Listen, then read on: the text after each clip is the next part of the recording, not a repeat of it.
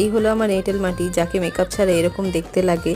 যাকে যেটা বলতে এসেছিলাম, বাংলাদেশ থেকে আলিফা ইসলাম আমাকে কমেন্ট করে বলেছিল যে দিদি ঈদের জন্য কিছু গয়না বানাও।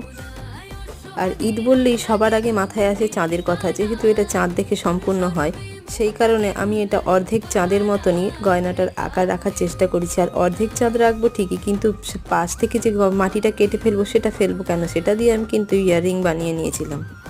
আর এই ইয়াররিংটাতে কোনো ডিজাইন রাখবো না, আর ডিজাইন করার পালা হচ্ছে শুধু এই পেন্ডেন্টটার মধ্যে। এই পেন্ডেন্টটাও ডিজাইন করার জন্য আমি একটা বাঁশি ইউজ করেছিলাম। যখন হচ্ছে ছেলের বাঁশিটা দেখলাম পড়ে আছে, কী দিয়ে ডিজাইন করব, তখন এটাই মাথায় এলো, এটা দিয়ে একটু ডিজাইন করা যাক।